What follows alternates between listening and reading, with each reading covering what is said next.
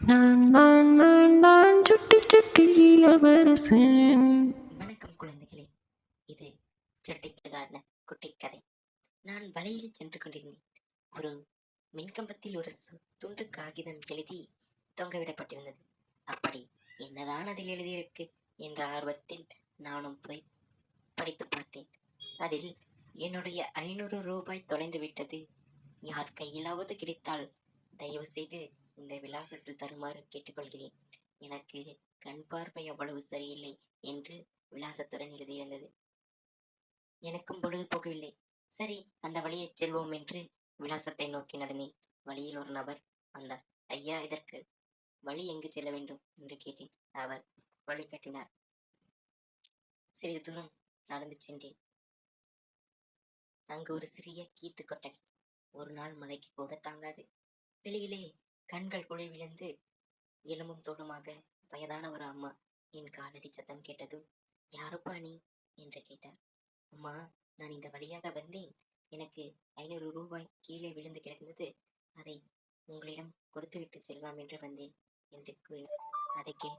அதை கிட்டதும் அந்த அம்மா அழ ஆரம்பித்து விட்டார். தம்பி, 2 நாளா கிட்டத்தட்ட 30-35 பேர் வந்து 500 ரூபாய் கீழே விழுந்து கிடைச்சது என்று சொல்லி கொடுத்துட்டு போறாங்க. அந்த கடிதம் நான் எழுதவில்லை. எனக்கு எழுத படிக்கலாம் தெரியாது என்று என்னிடம் சொன்னார். நானும் சரி, பரவாயில்லம்மா, நீங்க வச்சுக்கோங்க என்று சொல்லி கொடுத்துட்டு கிளம்பினேன். தம்பி, நீ போகும்போது மின்கம்பத்துல இருக்க அந்த கடிதத்தை மறக்காம கிழித்து போட்டு விட்டு போறியா என்று என்னிடம் கேட்டார். நானும் அமைதியாக கிளம்பினேன்.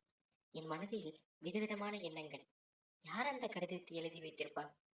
அந்த கடிதத்தை கிழித்து விடு என்று அந்த அம்மா ஒவ்வொருவரிடமும் கூறிய போதும் யாரும் அதை கிழிக்கவில்லையே. ஆனால் யாரும் அப்படி செய்யாமல் இருப்பதால் யாரும் இல்லாமல் அனாதையாக வாழும் ஒரு உயிருக்கு கடித வடிவில் உதவி செய்த அந்த நண்பருக்கு மனதால் நன்றி சொல்வோம் என்று மனதால் கூறிக்கொண்டு நடந்தேன். மனதில் யோசித்துக் கொண்டே வரும்போது வழியில் ஒருவர் என்னிடம், அண்ணே, இந்த விலாசம் எங்கே என்று என்னிடம் கேட்டார். எதற்கு என்று நான் அவரிடம் தெரியாதது போல் கேட்டேன். கீழே இருந்து 500 ரூபாய் கிடைத்தது, அந்த அம்மா கிட்ட கொடுக்கணும், வழி சொல்றீங்களா என்று கேட்டார். நானும் நகைத்துக் கொண்டு வழி சொல்லிவிட்டு நகர்ந்தேன். மனிதனையும் சாகவில்லை தானே என்று தோன்றியது. அன்புடன், நான் அல்ல, நான்.